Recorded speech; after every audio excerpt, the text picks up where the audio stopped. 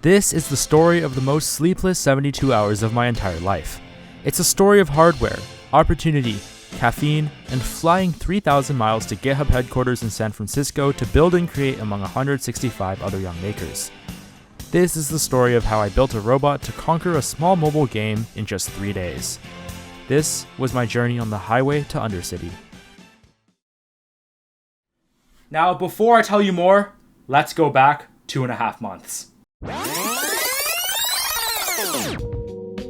It was mid-May. I was still in high school, and with nothing to do until graduation, I had reduced myself to a life of scrolling Instagram Reels. That's when I received it. GitHub? San Francisco? Free hardware? The idea was simple.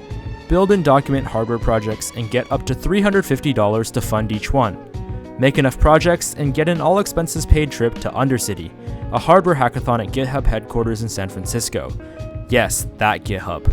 And just like that, instead of relaxing for my incoming graduation or worrying about college, I dropped everything and got to work.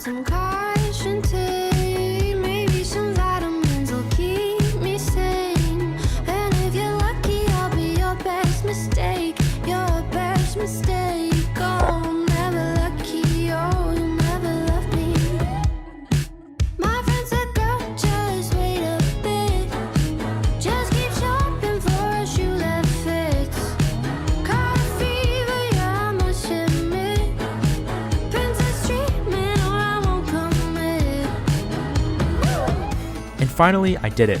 I was going to Undercity. Across 5 projects in 2 months, I became obsessed. An opportunity like no other to make what I dreamed of making with no financial restraint was now an opportunity to visit one of the coolest cities and meet some of the coolest people.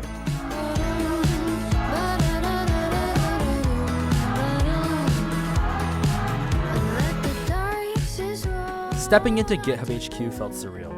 I had never been given access to such an innovative place before. So many people from all around the world who created so much to be here were now here to create even more. They even had this crazy water dispenser that let you put electrolytes and caffeine in your water. Welcome to Undercity! Raise your hand if you made a hackathon. Raise your hand if you made a hardware project other than a hackathon. Alright, you guys are the real heroes.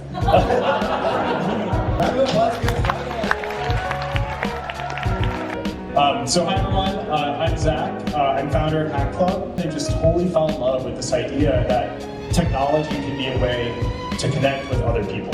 Top 10, everybody gets an Orpheus plushie. We brought 40 to this event. They look like this. I want one!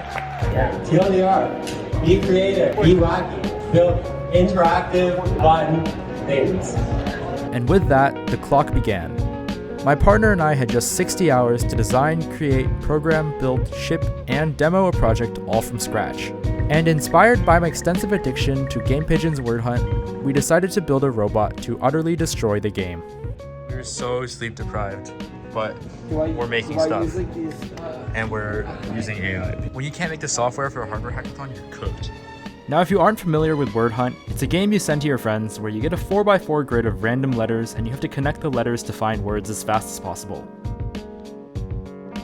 The goal was to build something that could scan the grid of letters and find every single possible word faster than any human possibly could. I was in charge of software while my partner was in charge of designing the CAD and assembling the XY gantry system. We would be using a camera to take a picture of the board, then sending it to a Python application to analyze. My first thought to detect letters on the grid was to use a Python library called Tesseract. However, after hours of Gemini prompts, I still couldn't get it to identify a single letter. So instead, I used PNG images of the individual letters from the Word Hunt font and told Tesseract to search for those images in 16 high-contrast square regions in the picture. Unfortunately, this method was highly inaccurate and could only detect about half of the letters on the board. On the off chance it did work though, it did pretty good. In an attempt to improve on accuracy, I tried to use OpenCV, which is a more general computer vision library, but that went even worse. And since it was 4 a.m. and everyone was struggling to stay awake, I decided to come back to it the next day.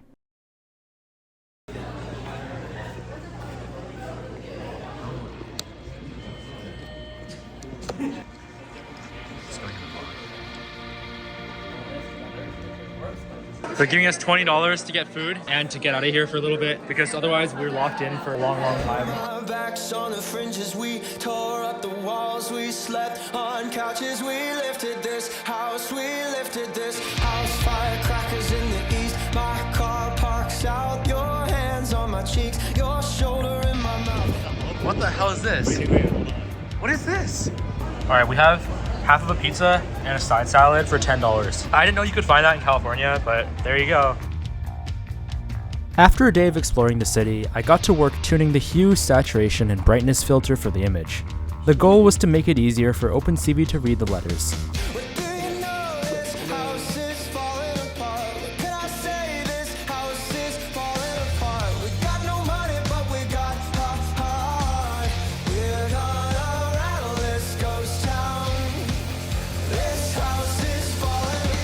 Day 3 is starting, and we have cereal and bagels. It's a pretty solid choice. We're gonna continue locking in because shipping time begins tonight at 10 o'clock, and as you can see, we really don't have anything.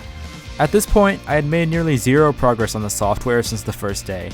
The hardware was not assembled because our parts were still printing, and there were less than 12 hours until shipping opened at 10 p.m.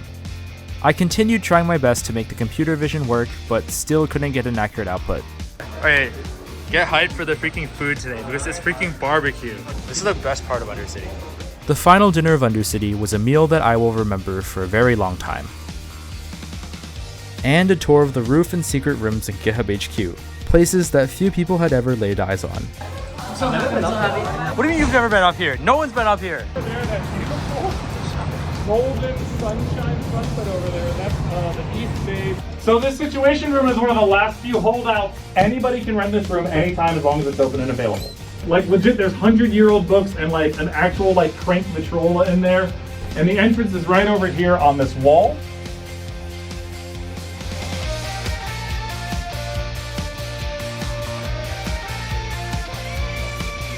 And late into the night, with just hours until demos began, we assembled the XY gantry and managed to get it to work. Dude, everybody's watching us, bro.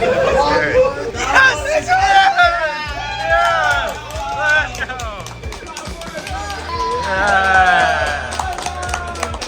Okay. We attached an Apple Pencil to the holder, and now the last thing to do was to finish the software. It turns out, instead of OpenCV or Tesseract, the best way to read the letters and analyze them was just to use OpenAI. At this point, all the projects had to be submitted in the next hour, and we weren't sure if ours was going to make it. But with just 20 minutes until the shipping deadline, this happened. Wait, shit. I'm gonna optimize this. And with that, Word Hunter was complete. In general, I usually get like 12,000, like at my goodest day, you know? Can we get to 20K? So close. That's it. 21K. You got 20K. Alright, what did you guys make? We made a You made a 3D printer. We made a 3D pen plotter. It's a pen plotter, but it can use both a regular pen or a 3D pen. We made the Word Hunt bot. Oh.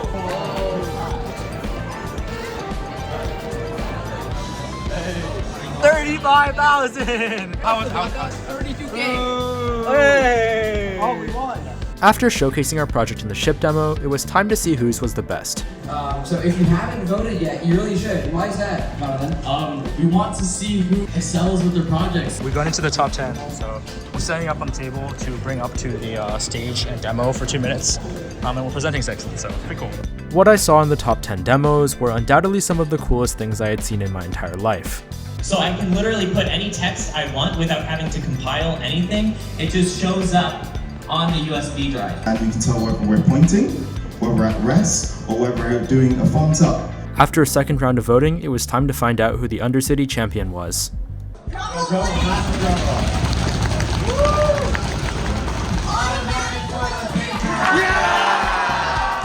In the end, we got 5th place. Goodbye, GitHub. Also, I got that Orpheus plushie that I had wanted since the opening ceremony. But my trip to Undercity wasn't just a competition. It was a chance encounter that had only happened because I was scrolling Instagram Reels that day. I had found my people here. Everyone in this room understood the obsession of turning an idea into a real, working, tangible thing. This event changed the trajectory of my life, and I see a future building bigger, better things. Now, what should I build next?